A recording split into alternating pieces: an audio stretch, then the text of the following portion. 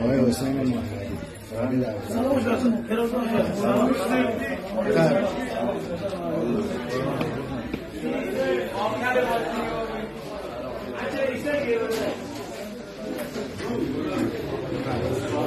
سلام علیکم.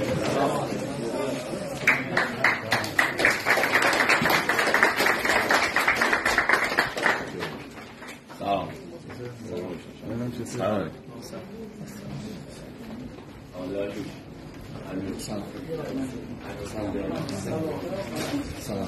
سلام.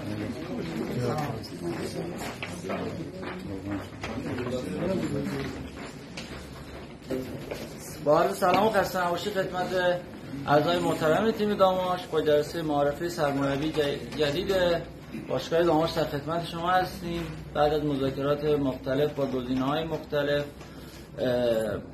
در این شرایط حساس و 3 هفته پایانی مسابقات، در حالی که خیلی از مربیان از پذیرش این سکان هدایت این تیم در این هفته‌های حساس امتناع می‌کردن، آقای دادستاده با تماس آقای نصیری قبول مسئولیت کرد و ما در خدمتشون هستیم به عنوان سرمربی تیم داماش. من همه دوستان از رزومه آقای دادستاده اطلاع دارم. من فقط یک اشاره‌ای می‌کنم خدمت اینکه ایشون یکی از همون فوتبالیست‌های ملی پوش پرورش یافته در مکتب همین باشگاه محسوب میشن که در هم پرسپولیس هم استقلال بازی کردن، در تمام رده‌های ملی سابقه بازی دارن و از نکات دیگر دقیقاً 10 سال پیش هم کمتر از 10 سال پیش هم در کادر فنی همین تیم در لیگ 1 سابقه مربیگری دارن و امروز به عنوان سرمربی هدایت داماش رو در این هفته‌های پایانی بر عهده گرفتن.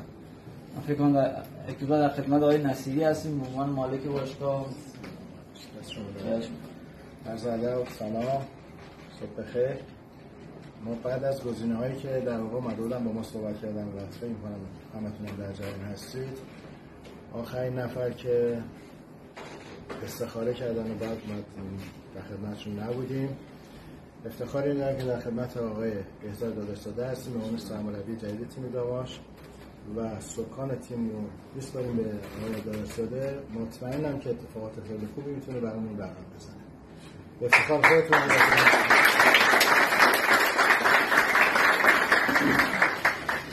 جوانای خوبی ما توی استان داریم، خدا رو شکر. سرمایه گذارایی که میان توی شهر، وظیفه امسال ما پیشکسوت ها هست. حتی خب ما هممون فضای مجازی داریم، هر کی بگه نه دروغه. خب بارها بود میگفتن چرا مثلا پیشکسوت ها نمیان. ما همیشه حامی شهر خودمون، تیمای خودمون بودیم. اینجا داماش تاریخ خیلی بزرگی داره. حالا ریشه‌ش رو شما خودتون میدونید، ایران مره، بعد اومد شد استقلال رشت که خودم بازی کردم.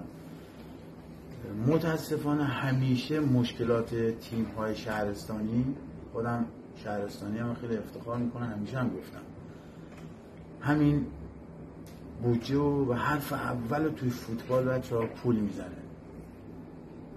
الان 3 تا بازی مونده تا زحمت همه شماها و مالک و طرفدارا که سرمایه اصلی فوتبال هر شهر و هر استانن به ثمر بشین. همین که شماها باید بازی کنید. گذشته هر چی بوده بذارید کنار. اگر کسی با کسی یا هر چی، هر مشکلی بوده همینجا باید بذاریم پایین. امروز یه روز جدیده. از همین الان 10 دقیقه دیگه تمرین که شروع میشه 3 تا بازی داریم. 3 تا بازی که فقط با همت شما هاست، فقط با تلاش و کوشش شما هاست. ماها بیرونیم و این 3 تا بازی سرنوشت خودتون هم رقم میزنه. تعارف بنده به عنوان پیشکسوت و به عنوان همکار شماها و عزیزان هر گونه کمکی از الان تا 10 سال دیگه اگه عمری باقی باشه در خدمت همه شما هستیم. اومدیم با هم کمک کنیم اینجا، اومدیم همه با هم تکی نمیشه. ببینیم باز دارم میگم نفر نمیشه. یک کار جمعی، فوتبال یک کار جمعیه. از مدیریت باشگاه، هیئت مدیره، از کادر فنی، از آقایونی که اینجا زحمت میکشن و بازیکنان. برد موقعی نتیجه میگیره کسی که رو نیمکت نشسته دلش با زمین یکی باشه. این موفقیت یه تیمه. من دیگه صحبتی ندارم، خیلی متشکرم. ان شاءالله بتونیم که روزهای خوبی رو داشته باشیم. 20 روز باید با هم دیگه همت کنیم، 20 روز باید پشت در پشت هم باشیم، گذشت کنیم، یه سری از مسائل رو باید توجه نکنیم، هدفمون مشخصه، بتونیم صعود کنیم به دیگه.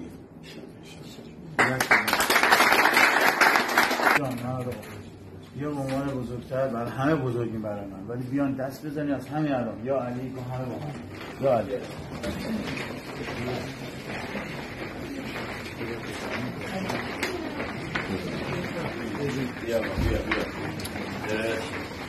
همه مردیم بچه ها یه خصلت حضرت علی رو میدونیم، همه یه چشمه شدن اگه ما همه شو داشته باشیم. سه تا یا علی همیشه من ازتون با شروع تمرین آخر تمرین سه تا یا علی یاد باشه. خودت 1 2 3 بگو ما باشیم.